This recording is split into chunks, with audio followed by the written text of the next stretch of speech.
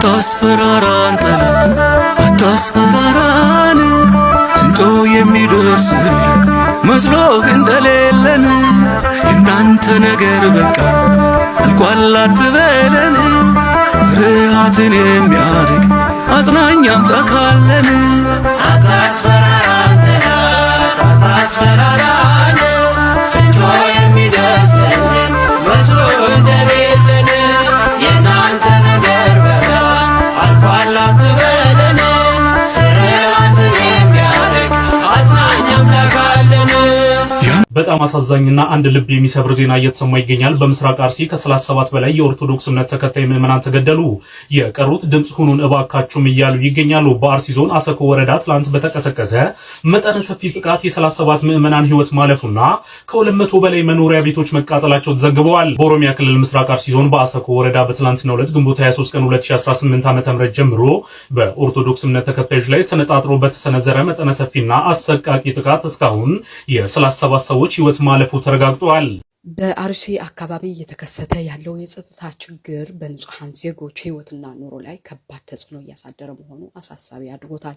ሰላም ጤና ይስጥልኝ። እማሆይ አርሴማ ጸጋ ዘአብ ነኝ። ግንቦት 23 ቀን 2018 ዓ.ም በአርሲ እና አካባቢዋ የተፈጸመው አሰቃቂ ድርጊት በተለይም በክርስቲያኖች ላይ፣ በህፃናቶች፣ በአረጋውያን እንደዚሁም በአካባቢው የሚገኙ አገልጋዮች ላይ የተፈጸመው አሰቃቂ ድርጊት ሊወገዝ የሚገባ ጉዳይ ነው።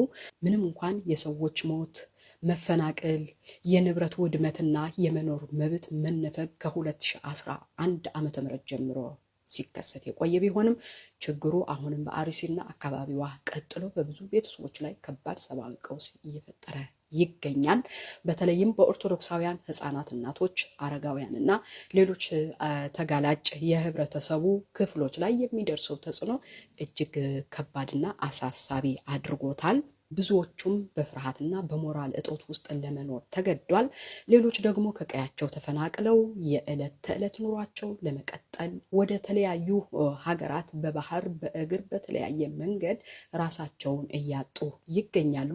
ስለዚህ ይህንን ሁሉ በኢትዮጵያ ሰማይ ስር እየተፈጠረ የሚገኘውን ችግር ከህይወት መጥፋት በተጨማሪ የቤተሰብ መለያየት፣ የስነ ልቦና ጉዳት፣ የትምህርት፣ የኑሮ መስተጓጎል እንዲሁም የወደፊት ተስፋ መዳከም የችግሩ አሳሳቢ ገጽታዎች ሆነው በኢትዮጵያ ምድር ላይ ቀጥለዋል። ያለምንም ምክንያት መገደል እንዲሁም መታረድ፣ ተደጋጋሚ ጥቃቶች፣ የንጹሃን ዜጎች ሞት በተጎጂዎች ዘንድ የደህንነት ስጋትና የኢላማነት ስሜትን እያጠናከሩት ቀጥለዋል። የሰው ህይወት ከምንም በላይ ክቡር ነው። ማንኛውም ሰው በሰላም የመኖር በደህንነት የመንቀሳቀስና ከፍርሃት ነፃ የመሆን መብትም አለው። ስለዚህ የንጹሃን ዜጎች ህይወት እንዲጠበቁ የተፈናቀሉ ወገኖች ተገቢ ሰብአዊ ድጋፍ እንዲያገኙ እንዲሁም ዘላቂ ሰላም ሰፍነው ወደ ቀያቸው እንዲመለሱ የሁሉም ማህበረሰብ አካላት መረባረብ ያስፈልገናል።